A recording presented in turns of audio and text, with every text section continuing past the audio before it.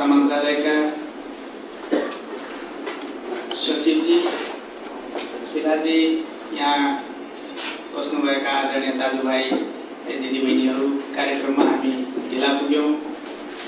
यहाँहरूलाई निकै बेर पुग्नुपर्ने भयो, धेरै लामो भाषण सुन्नु पर्यो। तपाईँहरू काम गर्नु परिराखेको मान्छे, पढिराख्नु परेको मान्छे, विभिन्न व्यवसाय गरेर आर्जन गर्नुपर्ने मान्छेको महत्त्वपूर्ण कति मूल्यवान यो समय छ, हामीले त्यो समय लिएका छौँ। त्यसका लागि म क्षमा चाहन्छु र सबैभन्दा पहिला म दुईवटै संस्था जसले यो कार्यक्रम आयोजना गरेर हामीलाई तपाईँहरूका बिचमा उभिने, तपाईँहरूका कुरा सुन्ने र आफ्ना कुरा सुनाउने अत्यन्त सुनौलो अवसर प्रदान गर्नुभएको छ। म दुईटै संस्थाका सबै साथीहरूलाई हार्दिक धन्यवाद दिँदै तपाईँहरूका प्रति आभार व्यक्त गर्न चाहन्छु। आदरणीय साथीहरू, तपाईँहरू मुलुकबाट धेरै टाढा हुनुहुन्छ, परिश्रम गरिरहनु भएको छ। कतिपय साथीहरू काम गरिरहनु भएको छ, कतिपय साथीहरू पढाइ गरिरहनु भएको छ, कतिपय साथीहरू आफ्नो व्यवसाय गरिरहनु भएको छ।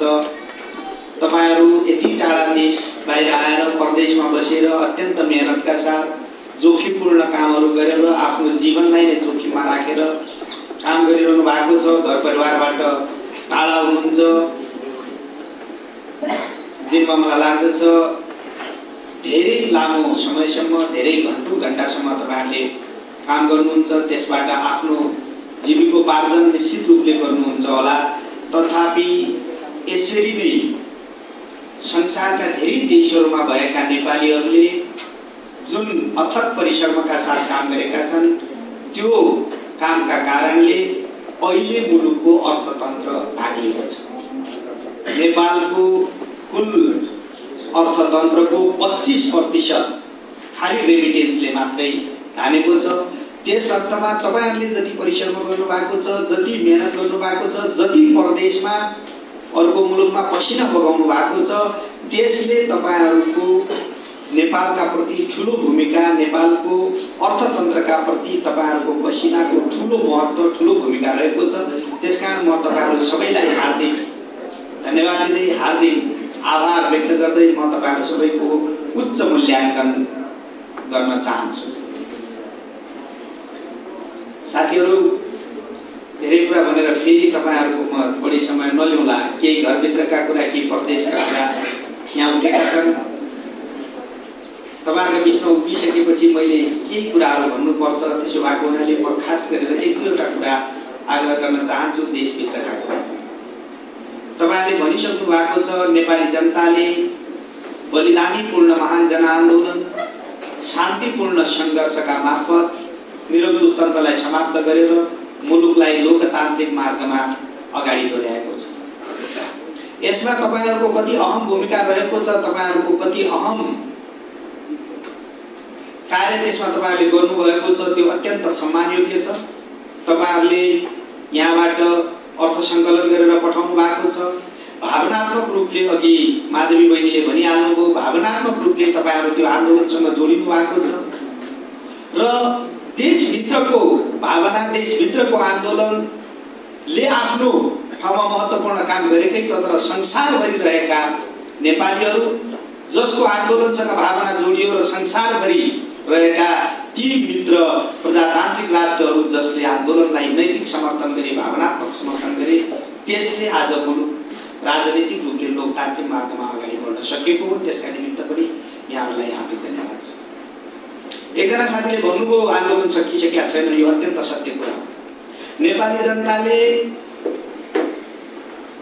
नेपालका लागि मात्रै होइन, एसियाका लागि मात्रै होइन, विश्वकै लागि अनुकरणीय आन्दोलन गरेका छन्। यत्रो मानिस सडकमा ओर्लिनु र अत्यन्त शान्तिपूर्वक राज्यका तर्फबाट दमन भएर 21 जना मान्छे बहुत छोटो समयमा शहादत प्राप्त गर्नुभयो। ती वीर शहीदहरूको रगतले लोकतन्त्र पुनर्स्थापनामा अत्यन्त ठुलो योगदान प्रदान गर्यो।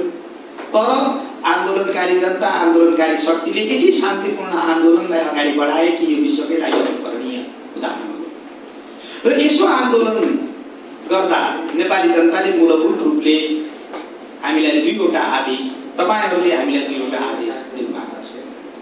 पहिलो, मुलुक 10-12 वर्षसम्म जुन आतंक, हत्या, हिंसा र राजनीतिले ग्रस्त भयो, मुलुकमा जुन राजनीतिक अन्यलता र जुन आतंकको राजनीतिले राजनीतिक व्यवस्था कमजोर भयो, समग्रमा मुलुक कमजोर भयो, एक व्यक्ति कमजोर भए, अब त्यो अवस्थालाई समाप्त गर्नुपर्छ र मुलुकमा दिगो शान्ति कायम गरेर अगाडि बढ्नुपर्छ।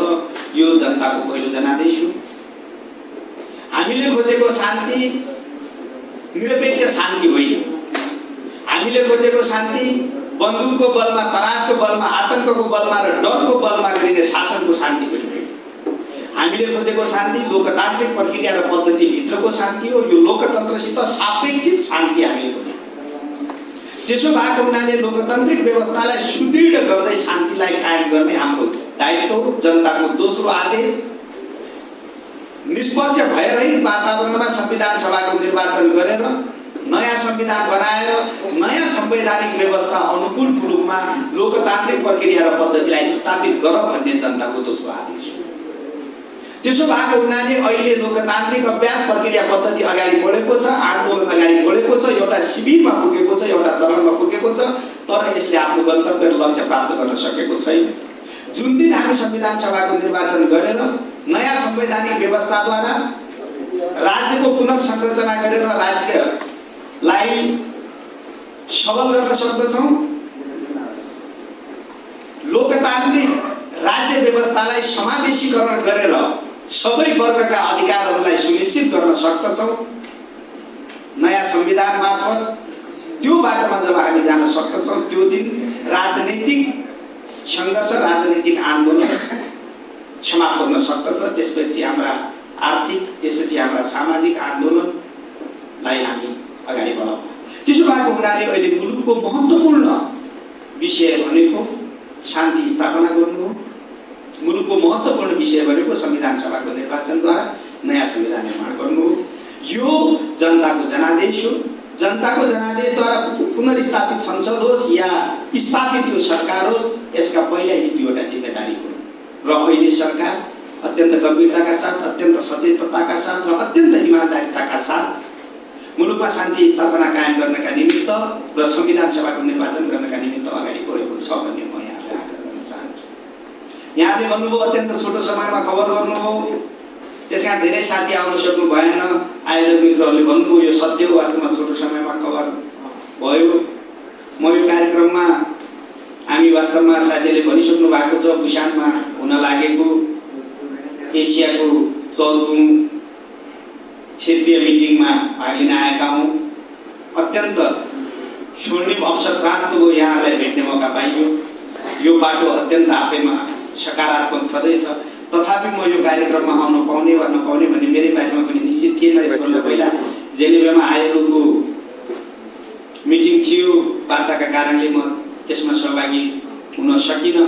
म जाने भनेको 2 दिन पहिला चाहिँ त जान नपाइने स्थिति बन्यो, नसकिने स्थिति बन्यो, किनभने म सरकारी तर्फबाट नेकपा माओवादीसँग वार्ता टोलीको सदस्य पनि रहेको हुनाले त्यो एउटा परिस्थिति थियो।